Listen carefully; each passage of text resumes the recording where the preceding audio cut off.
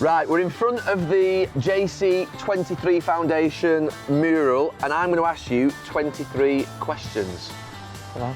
Quick fire, supposedly. Right, let's go. Come on. Least favourite away game? I'd say Old Trafford. I didn't enjoy playing at Old Trafford. We had some good victories there. It's supposed to be quick fire, isn't it? Yeah. Coffee or tea? Tea. Not a coffee man, are you? No, I've never had coffee in my life. Not a cappuccino? Never latte, once, never once. Cortado? No. No. Who's he play for? Go on. What annoys you most? People blaming other people for their own mistakes. You went a bit angry then, who's anyone in your mind? Phonies all the time, always blaming someone. If you've done something, just own it. The mother-in-laws? Oh, should we go in? Oh, I don't know. No, car's not there. Brilliant wedding dressmaker. Might have been taken last night. Sorry about that. Shouldn't stereotype. What derby would you have loved to play in? Glasgow. The Glasgow derby. Favourite film? One Flew Over the Cuckoo's Nest. You ever seen it? No. You've never seen One Flew Over the Cuckoo's Nest? Probably. I don't remember films. What was your pre-match ritual? Read the programme. Always read the programme in the toilet. Not just in it, on it.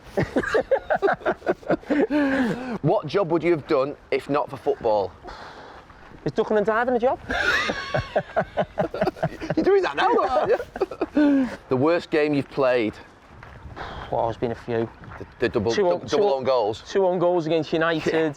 No, there's been some against Thierry Henry. I know the answer to this one. Messi or Ronaldo? I'm a Messi man. You're not really, are you? You're just doing it to be awkward, aren't you, a little bit? No, I love Messi. I do love Messi. I love Ronaldo, to be fair, as well. I think he's amazing, but no, I'm just Messi. Torres or Suarez? Suarez. Oh, Suarez. Unbelievable. I actually think he's the best centre-forward in the world for like 3 or 4 years, not just at Liverpool, that last year at Liverpool and what he did for Barcelona the next 2 or 3 years. You actually look what he's done. He then leaves Barcelona and wins La Liga with Atletico Madrid. He gets to the semi-final of the World Cup with Europe. Everywhere he goes, he takes that team. That Liverpool team that nearly won the league was an average team. He nearly single-handedly took them to the league. That's what he does with every team he goes to. Favourite sport other than football? You don't like anything, do you? Not really, no. I mean, they're all pretty much average, aren't they?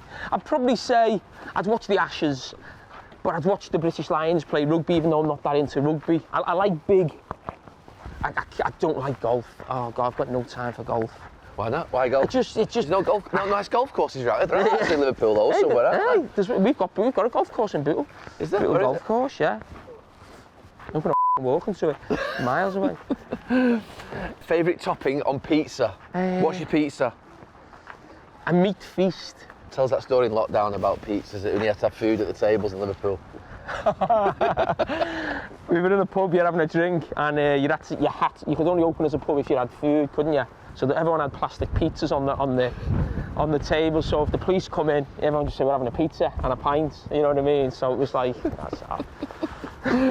If you could have dinner with anyone from history, who would it be? Bill Shankly. What would you like to talk to him about? I wouldn't want to say it. I'd just like to listen to him.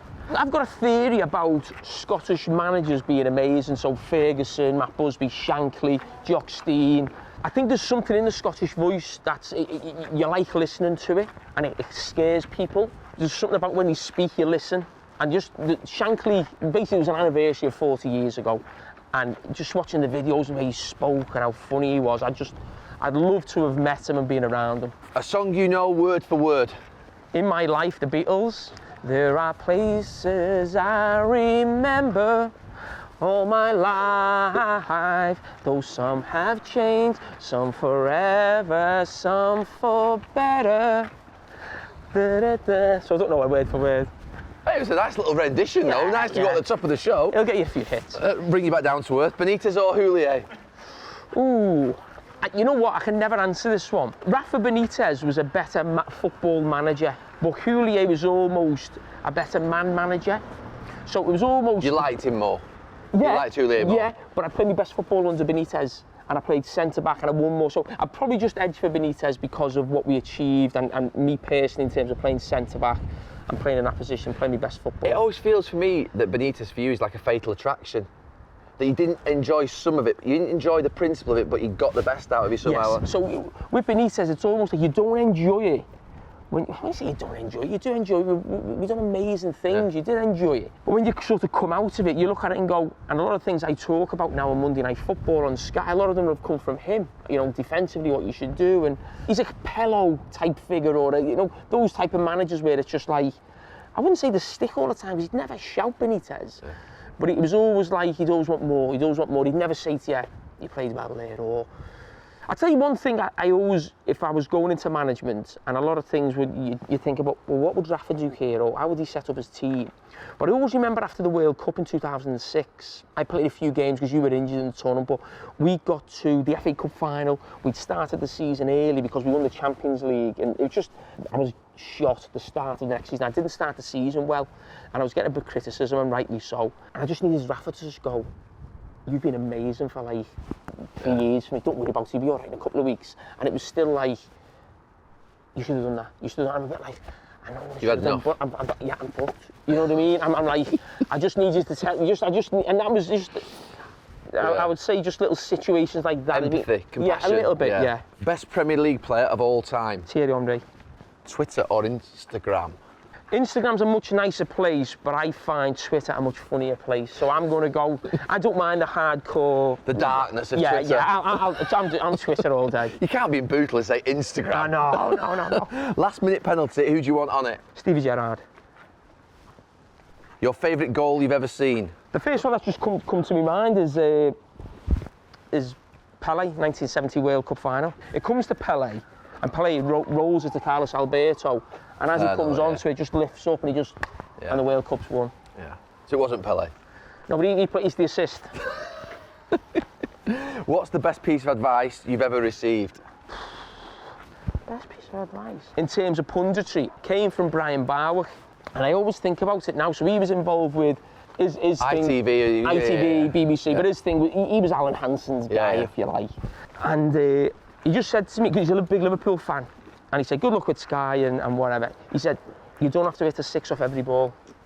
And it's just something that stuck with me, and I thought, yeah, you know, because we know. You've definitely taken that advice. Yeah, no, but what I'm saying is, we have to. It's a good piece of advice, that. I think it is, isn't it? Yeah. We know when we want to say something, but if you say, and you know something that's going to get a headline or it's going to go big, or but you're passionate about it, you're not just saying it for the sake of it. What's going on there? Who's winning that one?